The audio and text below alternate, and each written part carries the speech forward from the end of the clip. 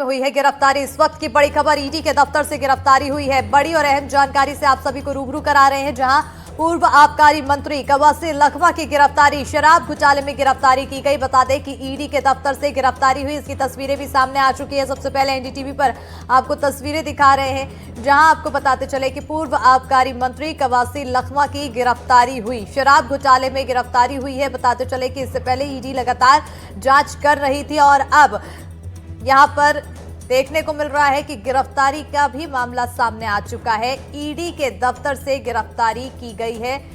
पूर्व आबकारी मंत्री कवासी लखमा की गिरफ्तारी हुई, शराब घोटाले में ये गिरफ्तारी की गई है। ज्यादा जानकारी के साथ रायपुर सहयोगी जुल्फिकार अली फोन लाइन पर जुड़ चुके हैं। जुल्फिकार, क्या कुछ जानकारी, अपडेट क्या कुछ?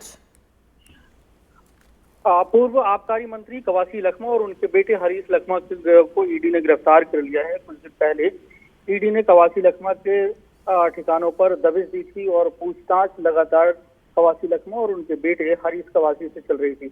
आज तीसरी बार उन कवासी लखमा को ईडी ने बुलाया था पूछताछ के लिए, और अभी जो खबर आ रही है कि ईडी ने पूछताछ के दौरान दोनों को हिरासत में ले लिया है और कुछ देर बाद हो सकता है शाम तक ईडी दोनों को कोर्ट में पेश कर सकती है। इस पूरे मामले की अगर बात कर ली जाए तो भूपेश बघेल सरकार में एक कथित आबकारी घोटाला 2100 करोड़ रुपए का हुआ था। उस मामले में कवासी लखमा भी आरोपी ईडी ने बनाया है और उसी सिलसिले में लगातार ईडी पूछताछ कर रही थी। इसके पहले जब उनसे पूछताछ चल रही थी तो कवासी लखमा ने ईडी के सामने इस बात पर जोर दिया था कि वो अनपढ़ हैं और उन्होंने मीडिया से भी बात की थी कि वो अनपढ़ थे, जो अधिकारी उनसे चाहते थे वो उस हिसाब से साइन कर देते थे। मतलब अपने आप को निर्दोष साबित करने के लिए उन्होंने कोर्ट के सामने अपनी बातें रखी थी और मीडिया में उन्होंने बातें रखी थी। लेकिन जिस तरीके से इन्वेस्टिगेशन ईडी की चल रही है शराब घोटाले मामले में को लेकर, तो उस सिलसिले में ये कयास लगाए जा रहे थे कि ईडी की जज में जितने भी आरोपी आते हैं उनकी एक न एक गिरफ्तारी होती है। तो इस मामले को लगातार जो पूछताछ चल रही थी, क्योंकि पिछले देखे ये तीसरी पूछताछ थी, उनको बुलाया गया था कवासी लखमा हरीश कवासी को, क्योंकि पहले जब उनके घर पे रेड पड़ी थी उसके बाद जब बुलाया था तो 2 से 3 दिन तक कवासी लखमा ईडी के दफ्तर नहीं पहुंचे थे।